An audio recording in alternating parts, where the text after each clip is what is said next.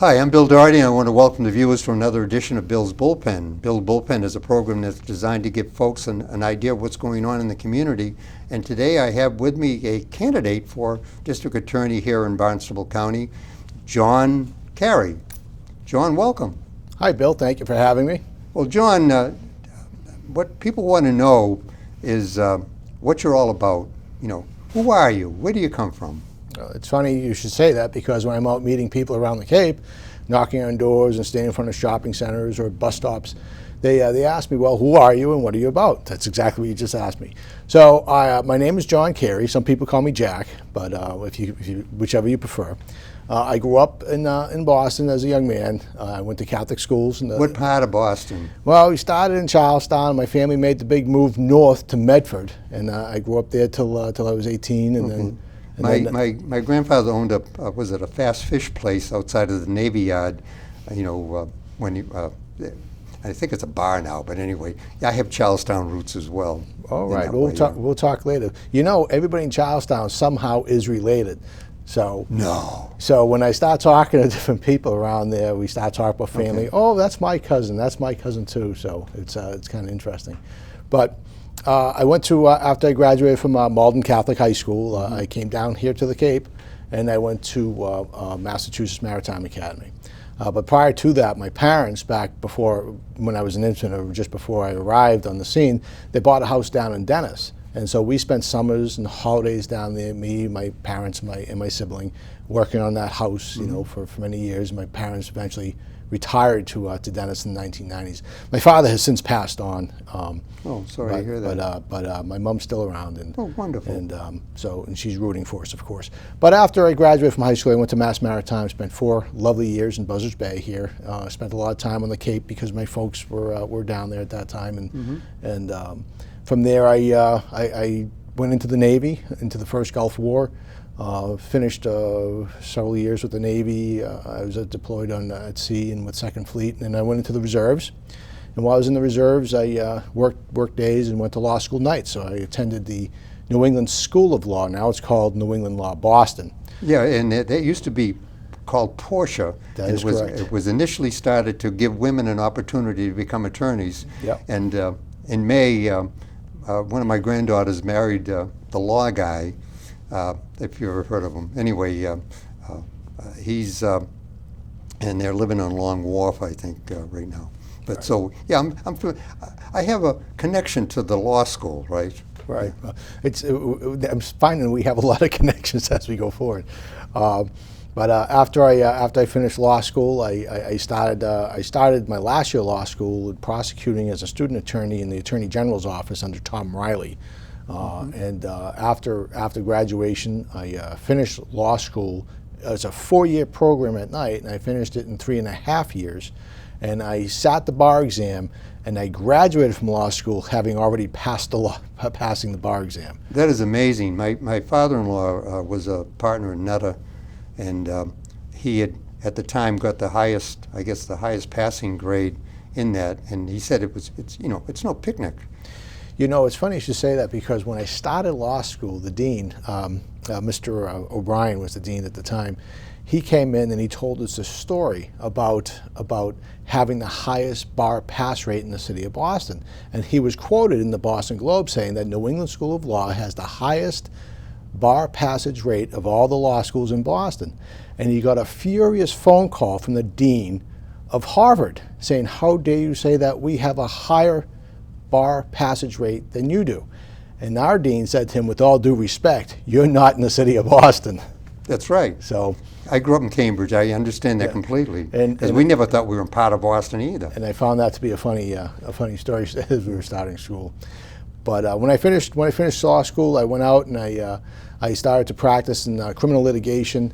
And shortly thereafter, I got recalled to go to Iraq in 2003. I was there for the initial buildup and for the invasion of Iraq. Spent a year deployed, boots on the ground.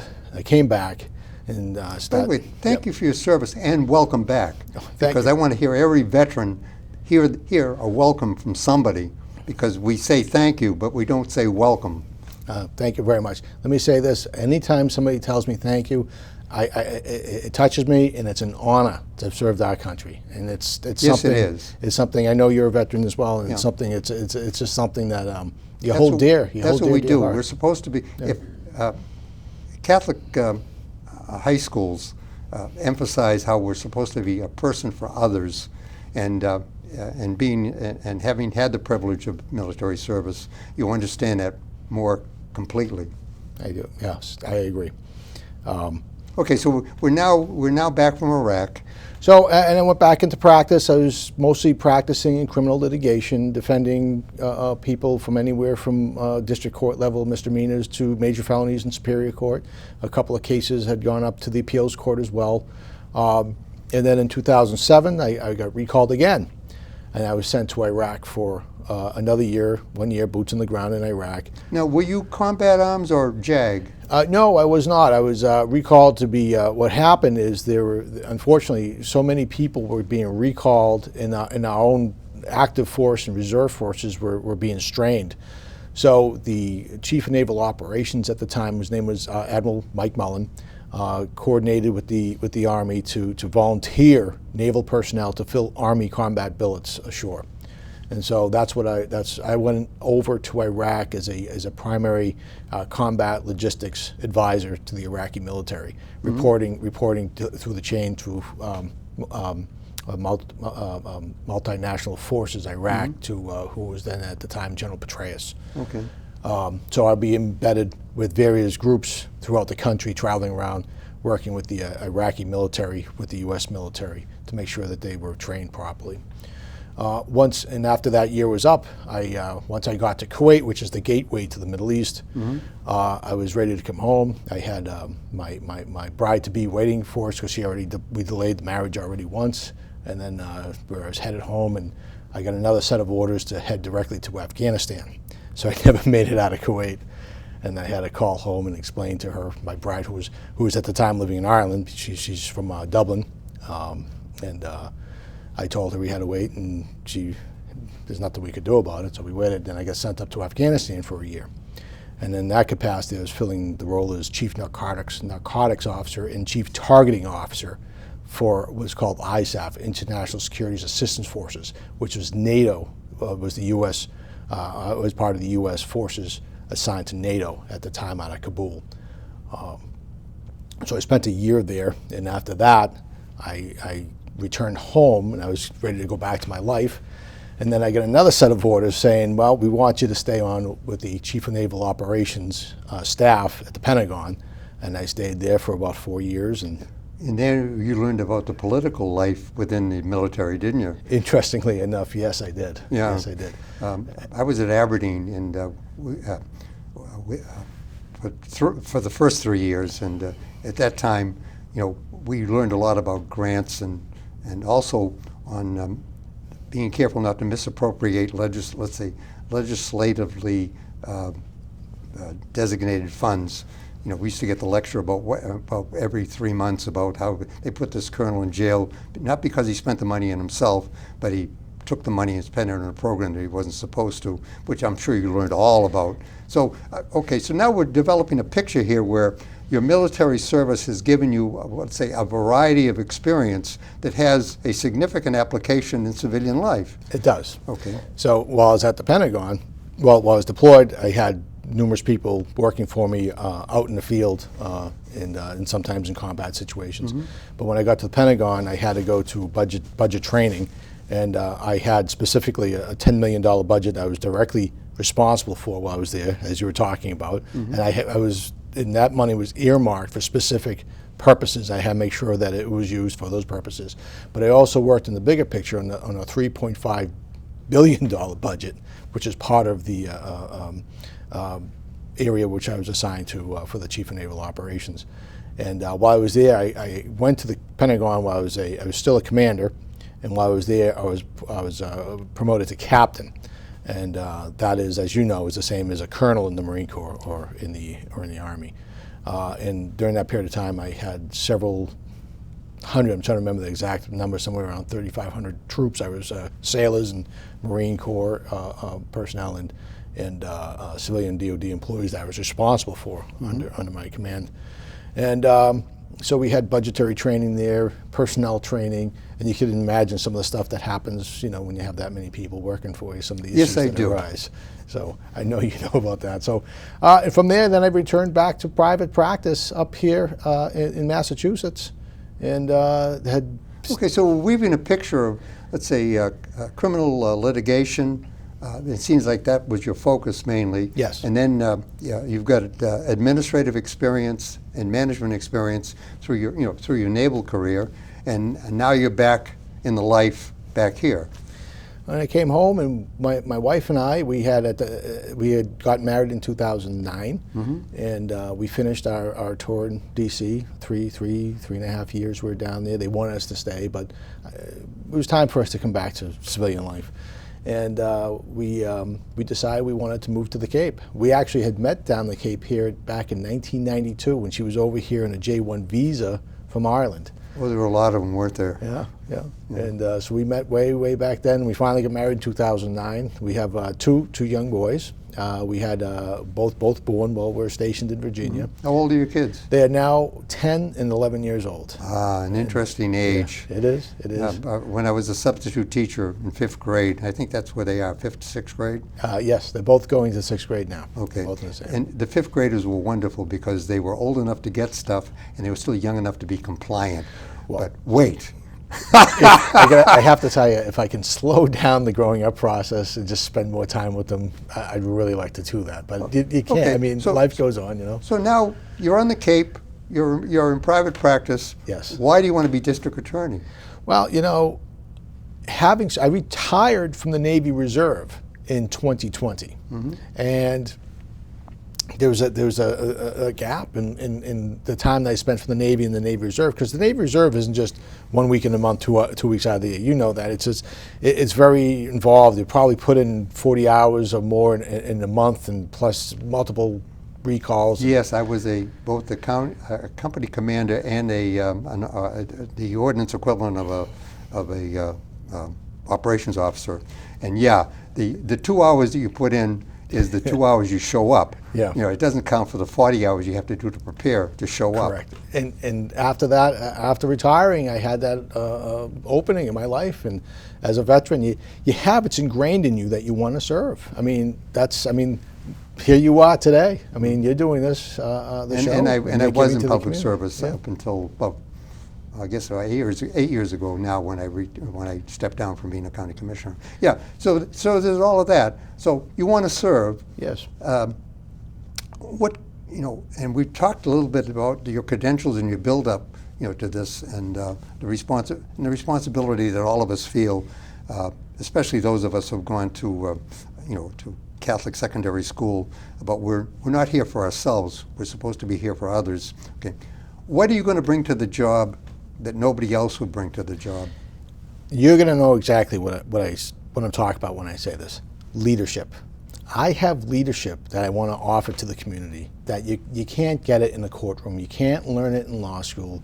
You're not going to learn it in any books. It's life's experiences from a veteran that's been in combat situations, directing people in life and death situations. And that type of leadership, you just can't buy it. You can't learn it in law school. That's something I'm bringing to the table. And that's what I want to offer to the community. That's what separates me from the other people running for this, any of the other candidates. And I believe I am the strongest candidate to go up against the Democrat for the Republican Party in November, given my background that we discussed, my legal experience. I have probably more legal experience in practicing for 23 years than my Republican opponent as well. If you get elected, or maybe I should say, when you get elected, you're going to be leading an already existing force. What are some of your priorities as far as both managing the existing force as well as what kind of policies are you going to bring that you're going to pursue in the office? Well, the biggest issue facing the Cape today is the drug crisis. Everybody recognizes that. It's no secret. But it's worse. There's fentanyl, there's carfentanil, and there's a new drug, designer drug coming up from Florida, and then there's the methamphetamines coming in from the Midwest. The biggest issue right now is the fentanyl and the carfentanil, and it doesn't just affect drug users. It affects the safety of the police officers and the firemen and first responders. They go out and respond because if they just touch the fentanyl, they can overdose from it. Not only that, but some of that fentanyl is now getting into counterfeit drugs, such as aspirin, vitamins, and sometimes people need to be aware of this when they go out to say flea markets and these different open air markets where they sell vitamins. Some of those are counterfeit, not intentionally by the seller, but some of them have counterfeit drugs in them that contain fentanyl, can cause overdoses. So it's a serious issue. Yeah, it's more serious than I thought. One of my daughters works up at Taunton, and she's one of the clinical directors up there, and she's always advising me about about the problems with drug abuse or just use, as well as I had to take the veil when because I live in her mother-in-law apartment at her house, so I had to take the veil with regard to no liquor in the house, which is a hell of a thing for an Irishman, But I have to respect that. Yes. Okay, so I think we all know that there is a drug problem. Okay, what specifically, as a prosecutor, are you going to bring to the table with regard to dealing with it? Aside from prosecuting the cases involving drugs, and specifically the drug dealers, and identifying the drug dealers, and lobbying the State House for stronger. They just passed the Criminal Reform Act, which did away with some of the minimum mandatory sentencing. We need to lobby and try to get some of the minimum mandatory sentencing back in place. Not only that, we need to partner with federal agencies such as the DEA, which has a program called Operation Engage. Operation Engage is the district attorney's office and local town police departments and towns getting involved in the community. Specifically, they come in and they educate the police officers, the police departments, the seniors at the senior buildings, the children in the schools, and educate them about the drug. Because there's a lot of people out there that don't know about some of the issues out there, specifically when I start talking about counterfeit drugs as well, that what to look for, what to be aware of, how to respond. So it begins with education. And that's one of the other than prosecuting, one of the other ways we can address the issue that's facing the community of the Cape and the Islands to help keep them safe. Prevention is probably a more successful program than prosecution. There are within Barnstable County now about 80% of the people that are incarcerated at the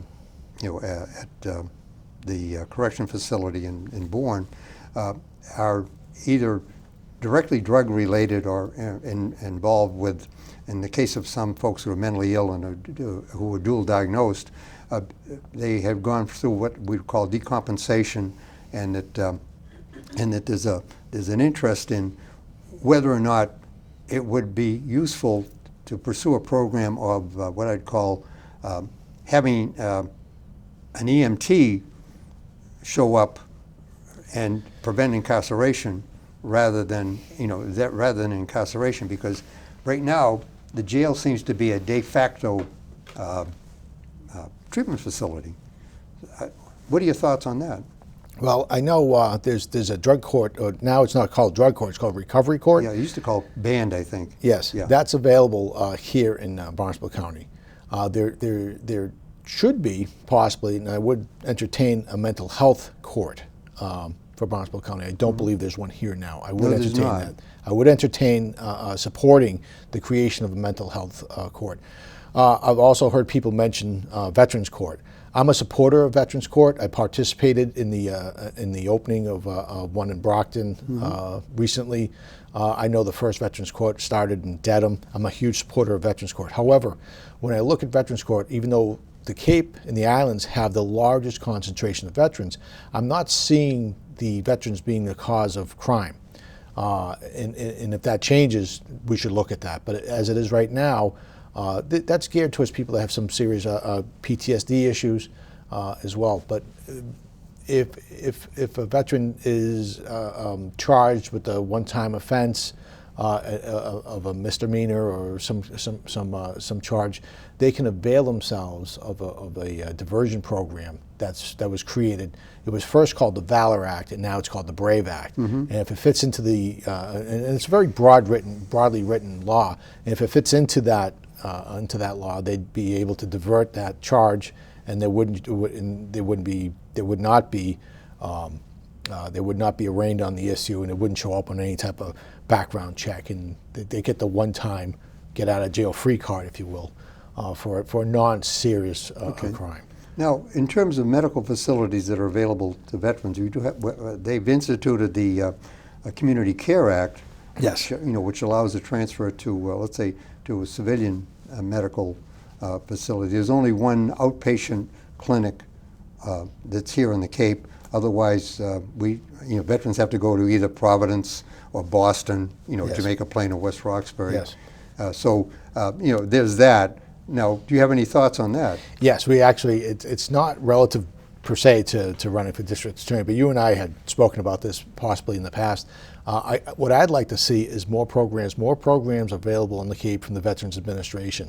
We do, as we discussed, have the highest concentration of veterans in Massachusetts, right here in Cape Cod and the islands.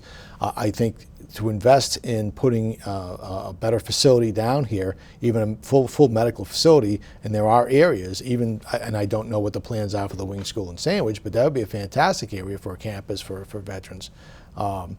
If that was something that they'd be interested in doing. But just bringing the more programs to the Cape where some of these veterans that have returned home, for the younger veterans that have PTSD, or even the older fellows that have PTSD that haven't been diagnosed going as far back as Korea, World War II, or Vietnam.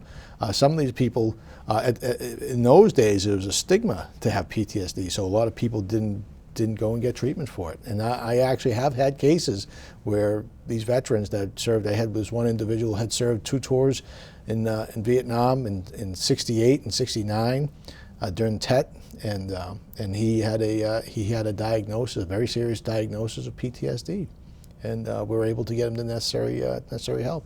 Okay, now let's get back to the political part of all of this. Yes. Okay, there are Democrats that are running, and there are Republicans that are running. And what are you presenting yourself? You have a party affiliation? I'm running as a Republican. Okay. I have, and I believe that I'm probably the most conservative candidate running here on the Cape and the Islands in the Republican Party. What does conservative mean to you? Oh, that's a good question. I support a lot of the conservative platforms within the Republican Party. Anywhere from, which I know some of my opponents don't support these views. But those are driven by my Catholic faith, and that's the issues that I. Which means that you have a human service component to all of this. Yes. Okay. And so that's why I say that. I'm a Second Rights Amendment candidate. I believe in the Second Amendment. I support that as well. Those are the. Are you carrying a gun now? I am not. Okay. I am not. I don't practice carrying. I am a gun owner, but I don't practice that. Well, since I was an ordnance officer, I know a lot about weapons, and I know you don't pull it unless you're going to use it. Right. So I've been very concerned about that. Yeah. So I don't. I think everybody has a right to. That I believe in constitutional carry, but I choose not to. Okay. There are under the Constitution, and we do, when we serve in public office, take an oath to support not only the Constitution of the federal government, but also the Constitution of our state. Okay. Are there any other constitutional issues that you think need emphasis as far as showing support for it? Well, it's funny you should mention that. There's an issue that came up, and I was asked this recently on a radio program about immigration. I support legal immigration into our country. I believe there's a process for that, and. Well, I believe you exercised it because your wife was from Ireland, right? Well, she did. It's very personal, actually, in my house, because we went to the proper channels, and she filled out all the applications, and she took all the necessary steps to get her green card. And after she got her green card, waited the proper amount of time and applied for citizenship. And she was sworn in September 2019 up in Faneuil Hall Market, and my two boys led the Pledge of Allegiance with the federal judge there for the ceremony, and she was sworn, and her parents flew over from Ireland for the celebration, and we're very happy with that. But there was a process, and one of the issues is as you know, is the driver's license issue that was passed recently up in the legislature, which the governor vetoed, but they overrode the veto and were able to pass it, despite what I believe to be the view of the populace of Massachusetts, where they think people should not be given driver's licenses to reward criminal behavior, because it is a crime to enter the country illegally. It's a federal statute. So I believe, someone asked me, are you going to arrest the people for having illegal people if they're stopped? And if somebody is stopped with a driver's license that is an illegal alien, and they're charged with a crime, we're going to charge them with a crime. I'm not out looking to stop people that are given a valid driver's license under Massachusetts law. We're not going to stop people and say you're illegal. So just to clarify that. But there is a process.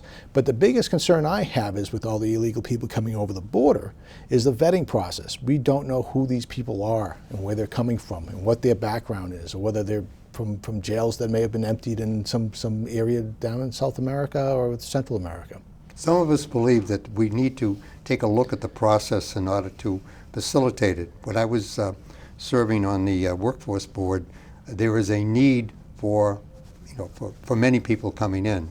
Okay. Now, believe it or not, we're almost at the end of this. So what I want you to do is I want you to look in the camera, and I want you to give your pitch as to why people should vote for you for district attorney. Oh, fantastic. Again, my name is John Carey. I'm running for district attorney, and I would appreciate your support for September 6th. Please, I ask you for your vote. If you would like to know more about me, my website is www.carey4da.com. Please, you feel free to go on there. There's a contact number, email address there. And I believe I am the strongest candidate to go up against the Democrat to keep the Cape and the Islands safe, to go up against the Democrat in November to keep the Cape and the Islands safe. I am a law and order candidate. I'm going to prosecute the crimes. And ask yourself this, at night when you go to bed, do you want to feel safe? I'm going to keep you safe. And I'm asking you for your support and your vote on September 6th. Thank you very much. John, thank you very much. I want to thank the viewers for spending the time to find out more about a candidate for district attorney, which is very important for our safety here on Cape Cod. So with that, I want to tell you that you've been watching Bill's Bullpen, a production of Born TV.